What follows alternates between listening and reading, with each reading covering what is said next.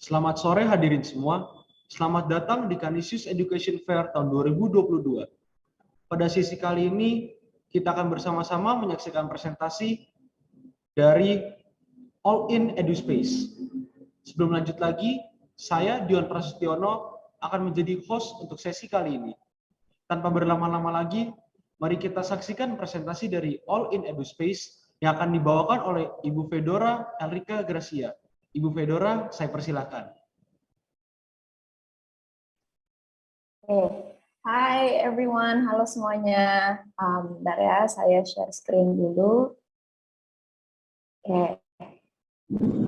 Nah, alright. So, good afternoon, everyone. So, my name is Fedora, and I'm one of the mentors at All In. And today we'll be talking about personal brand and how you develop personal brand for top university applications. Jadi basically, so All In is an independent university consultant. So we help students from grade 7 to grade 12 to get into their dream universities. And we do so through our admission mentoring, where we help students with their university preparation as well as their profile building. And not only that, we believe that getting into a good university is just the starting point, right? We want to make sure that students have also taken their time to explore the different career paths so that they work towards their dream career. And that's why we also have our career exploration, which is our all-in community empowerment program. And we also provide support for students who need help in their academic test prep and writings as well. And at All In, we mentor students using these 4 key pillars, which are the key in finding your career path, deciding your majors, and getting you accepted into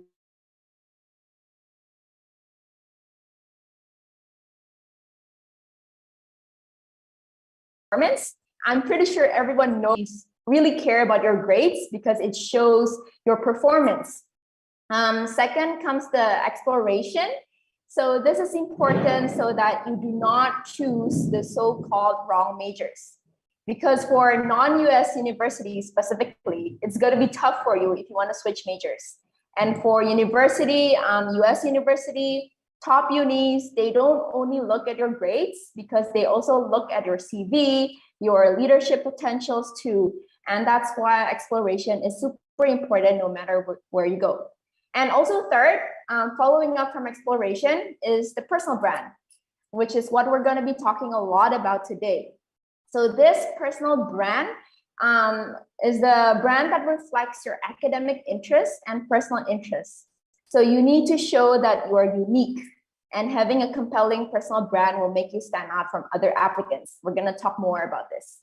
And after you polish your academic performance, you develop your CV, you develop your brand, this is only 50% of the work, because the other 50% is how you are going to communicate all these 3 aspects to the admission officers.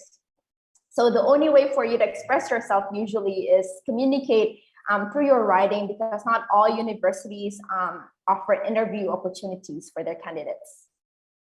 So a brief outline, what to expect in the next few minutes. We're gonna look at what do top universities look for. This is important to know before we dive into the personal brand, because we need to know why personal brand is important and developing a unique personal brand.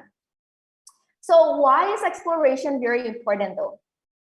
So basically, exploration is important because your extracurricular, your internship, your volunteering experiences are all part of the US application requirements if you are planning to go to the US. You'll be asked to include a lot of activities that you have been experiencing in throughout your high school years. And although for the non-US countries, these are usually not explicitly required, it is still useful for you to explore because of their education system and program structure, which we will talk more about this in a bit. So let's look at an overview of a university application, right? Here I have a few countries. You might be interested in going to the other countries that are not listed here, but these are a few that usually students are interested to apply to. So we're just gonna walk through a little bit. So at a glance, you can see that Australia actually has the least requirements. It requires your transcript, your TOEFL, IELTS score, and also they don't require tests. They don't require standardized tests. They don't require CV, interview, letter of recommendation, entrance tests. So it's really just your academic and TOEFL, IELTS usually. And some of you might think that then Australia must be the easiest then, because it's the simplest. Well, but then it's important to take note that because of their seemingly very simple requirements, they actually put a lot of focus on your grades because that's the only point of reference they have about you. So if you are planning to go to Australia, make sure your grades are excellent to make your profile strong. Asia and UK here are a bit similar. So we can see that they both require transcript. They both require TOEFL IELTS. They both require personal statements and letter of recommendation. The only difference is that in the UK, some universities do have interviews, and depending on the major that you're pursuing, you might need to do entrance tests such as the UCAT or BMAT, not the SAT. So here you can see that UK and other Asia countries, they have other points of reference other than your grades. So you can show a different side of you that your grades cannot show through the letter of recommendation, through the interview, for example. But the US though here is very different. If you can see, it checks almost all of the boxes except for the entrance test. So they require transcript, they require TOEFL IELTS, they require a standardized test, they require essays. And here the essays are very much different from Australia, Asia, and UK, because US's essay focuses more on you as a person. And it's actually a chance for you to show who you are as a person. And also it requires your CV, your letter of recommendation as well. And although the US seems the most complicated here, because there are more things that you need to prepare, it actually gives you the opportunity to show different sides of you. So they have different points of reference to look at, your grades. But other than your grades, they can look at your activities from your CV, your letter of recommendation, what other people say about you. So it's good to have this in mind to know what you have to prepare for. So in a way, like Australia is at one end of the spectrum, US is on the other end of the spectrum, and you have UK and Australia, you have UK and Asia in the middle. Other than the difference in requirements, their education system are also different. So duration-wise, they're similar. US and Asia is 4 years, UK and Australia is 3 to 4 years. But what I want to point out here is the different way in which the classes are structured. So in the US, only 50% of the classes you're going to take are directly related to your major, while the other 50% are electives, which means like the US has more flexibility when it comes to changing majors, for example, because the electives you take will still count it as credit. And while for the non-US, the UK and Asia are very similar. The classes you take will be 100% directly related to your major and specialization. And classes are done through a mixture of lectures, seminars, independent studies, while in Asia, you would also have group presentation as well. And Australia, on the other hand, is quite in the middle between US and UK and Asia. 70% of the classes you'll be taking will be directly related to your major, while 30% of them could be your minor or electives. So having said that, it's important for you to choose your major wisely, because especially in the non-US countries, because the classes you take will be more directly related to your major, there isn't that much flexibility that allows you to transfer your credit if you choose to change major in the middle. So it will require more money and time because you will need to kind of redo it. So that's why exploration is important. So what do top universities actually look for, right? So top universities look for definitely good academic performance, but there's also these 3 Ps here that some students might not be aware of yet. So we have passion, which talks about your focus and drive. You have your potential, which talks about you have leadership experiences. You display curiosity, your intellectual, for example, and personal qualities. What do you have that could contribute to the university, that could add diversity to the university's community?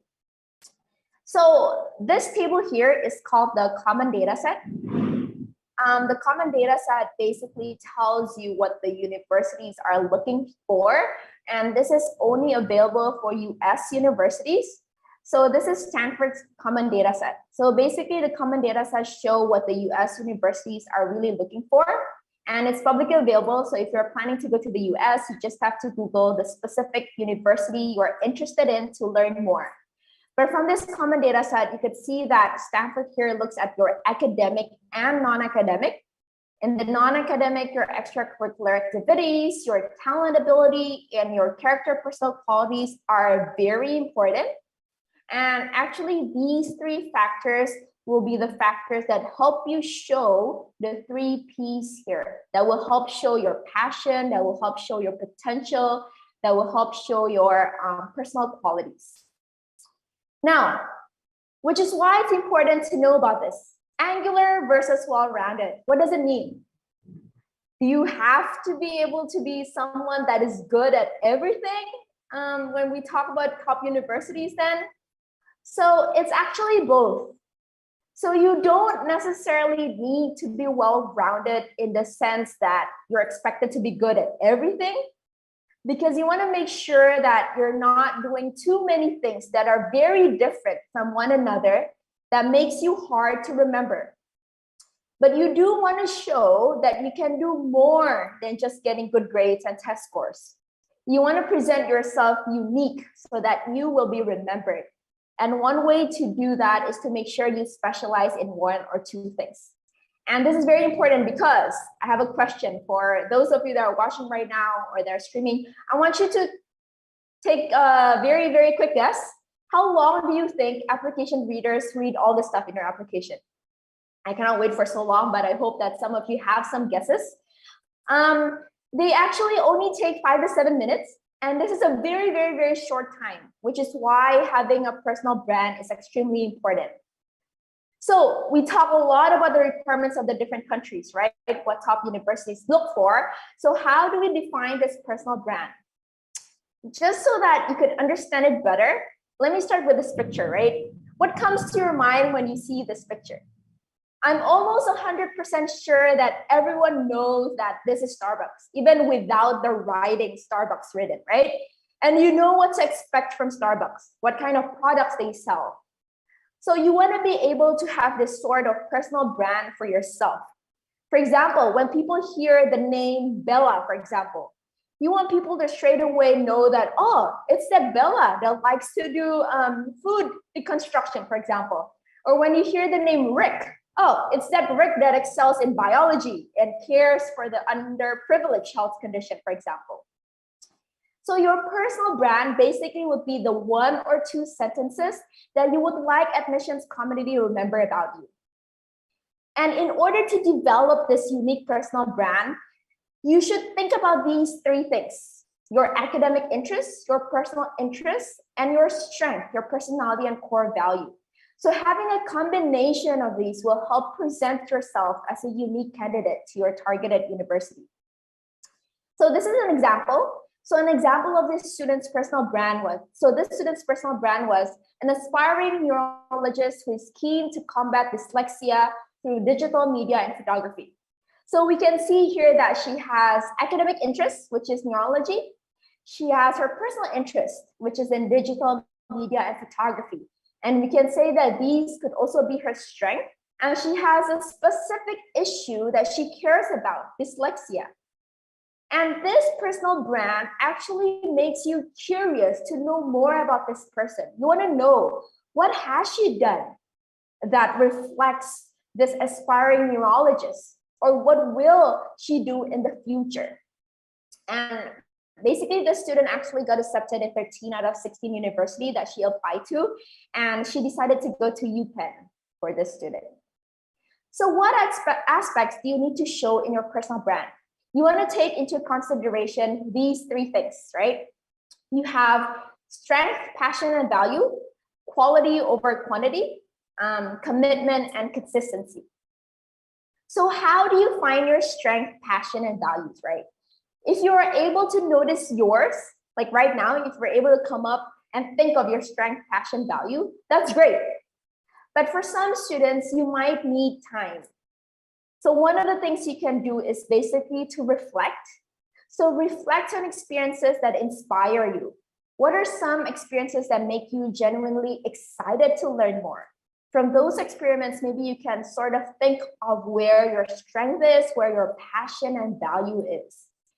And then quality over quantity. It's good to have a number of activities. It's good to have a lot of activities, but make sure that you also choose your activities wisely. You want your activities to contribute to your brand so that there's a purpose, there's significance to why you do what you do. And commitment and consistency.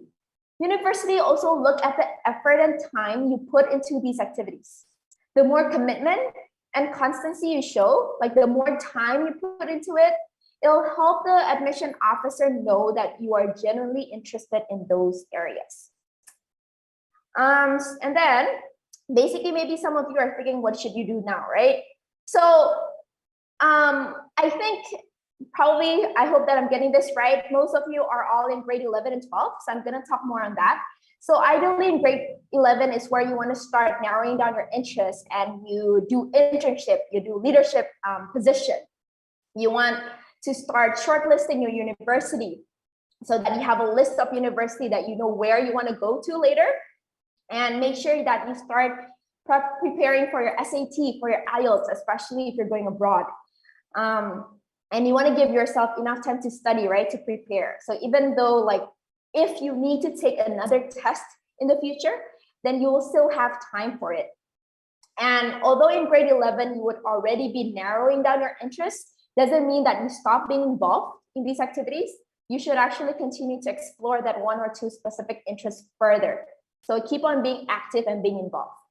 Grade 12, basically, if you see here, it's a big chunk of it is going to be your uni application. It's time where you start crafting what you already have and start applying to those universities, because each university have different requirements. And it's very important for you to know what those requirements are and start preparing for that. And also the SAT and IELTS here, some of you in grade 12, maybe if you're planning to go abroad, you still have time to take another test, for example, for the SAT, just to make sure that you've already gotten the best score that you can get. So although these 5 years seem like a very, very long time, there are actually a lot of things that you need to prepare for university. And you want to make sure that you take it seriously and you plan it well, so that all the things you've done will contribute to your personal brand. All right, so going to the end of our presentation. So here are a few of our recommendations. Number one, make sure that you do not limit yourself with only in-school opportunities, right? One of the ways for you to be able to set you apart from the others is through what you do outside school. That's what the admission officer wants to see, want to know. And then number two, be resourceful and creative in searching for suitable activities. Now with Google, with advancement of technology, it's very easy to search for different activities, right? For different competitions, clubs, any volunteering opportunities. Go and look for those activities and start being involved in those activities. Number three, be committed and make progress. It's easy to get caught up with schoolwork, but it's also important to know where you are heading and making sure that you are not lost in the middle of the process, right? So maybe if it's beneficial for you, make a timeline, create to-do list to help you as well. And also make sure you seek help and guidance, because this is very important so that you can stay on track to get insights from others as well. So yeah, remember that it's very important to develop a unique personal brand that sets you apart, that make you unique from the other applicants, because they have, admission officer have thousands of applicants to go through. And you want to make sure you present yourself unique. And in order to do this, you need to consciously put effort to make sure you are involved in different activities, have different experiences that are not just limited to school opportunities. Yeah, in the interest of time, I think we need to stop there as well. So maybe we can go for question and answer now, if there's any questions. Okay, thank you, Ms. Fedora, for the presentation about all in Eduspace. I have to say it's a very informative presentation that you give about all in Eduspace. So if we see from the Canisius EduFair app, there are a lot of most of my friends who are very enthusiastic. I want to ask about all in Eduspace, especially to you, Ms. Fedora. So let's start. Let's start from the first question. The first question is from Matthew Allen. He said that he's planning to take computer science in America. But what schools do you recommend and what projects should he focus in? And are there any tips for someone doing a project? It's from him. You can answer the question first. All right, thank you for the question, Matthew. So what I can say is recommendation for universities usually depends on the profile of each student. So usually, of course, we usually take into consideration the profile of students. For example, if the students are performing well, they're getting good grades and they have activities, we usually would recommend them to aim for Ivy League school, for example, like UPenn, or like we would recommend them to explore Columbia. We would like to ask them to explore all the different top universities. And usually we would ask them to research the universities that they're interested in first before we actually help them as well, because we believe that with university, it's actually something that should match. Like each university has a lot of their unique characteristics, and you want to make sure that you choose a university that you know what the university cares about, you know why that university is good, and that's why you are applying to that university. So with that, I could say that it depends on your profile and it needs a lot of research and a lot of shortlisting. But in terms of involvements, I know that with computer science students, a lot of them would definitely be involved in courses, because sometimes with school, maybe you don't have that opportunity to have like such intensive computer science courses. So people would go for online courses or even boot camps to show that they are really interested in this and they actually put effort in pursuing this interest further. And also hackathons. Hackathons are very good competitions for those that are interested in computer science to be involved in, as well as math competitions, because it shows how you have developed your knowledge, your skills, so that it could support you later in your university life. Yeah. Hope that answers the question. Okay, thank you, Ms. Fedora. So if I conclude it from your answer, it means that every student, if you want to go to the schools that we want, that we really want, like, for example, I want to go to Harvard, means I have to prepare everything, the application, the requirements, and of course, improve my hard skill and soft skill. Is that right? That's true, yes, because each university have, although they're pretty much in general almost similar, but they still have different requirements that students should pay attention to. Yep. Okay, thank you, Ms. Fedora. So let's go to the next question. It's from Francisco Stefano Raditya. Does this consultation also provide recommendations and preparation for scholarships as well? Yes, definitely. Thank you for the question, Franciscus. So at All In, we also take into consideration the students that are interested to apply for scholarship. So basically, what we offer, the mentoring program, is really an end-to-end mentoring guiding process. So it does include, if you're interested to apply for a scholarship, we could help you to look into it, and also maybe what are the other things that could help make you stand out more as someone that applies for it. Yep. Okay, thank you for the answer, Ms. Fedora. So let's go to the next questions. For me, it's quite interesting. It's from Nathan Pribadi. He asked that, does All-in Eduspace provide college preparation, like college preparation tests such as IELTS or TOEFL for free, and no need to pay extra money after working on All-in Eduspace? All right, that's a very good question.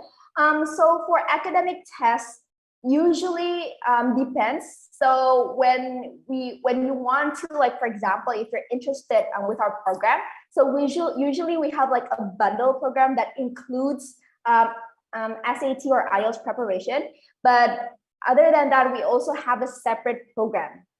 So usually either you take the bundle that includes the mentoring and the classes, or you take it separately, but it is paid. It is paid classes. Oh, so All-in Eduspace also provide programs to prepare for the college application. Is that right? Yes, definitely. Okay. Thank you, Ms. Fedora, for the answer. So let's go to the next question. For me, it's also quite interesting. It's from Emmanuel Matthew Christopher Loho. He asked about the SAT preparation. So he asked that, are there any recommendations for the SAT in the month of December? And what's the difference between the SAT preparation with private preparation and semi-private preparation? Very good question. I believe later, maybe we can explain more about this, but with the SAT preparation, so can I just confirm? So the question is asking the difference between semi-private and the private, right? Yes, it's right, Max. Yeah. So for our semi-private, so the major difference is, well, private, you have a more intimate session with our tutor, right?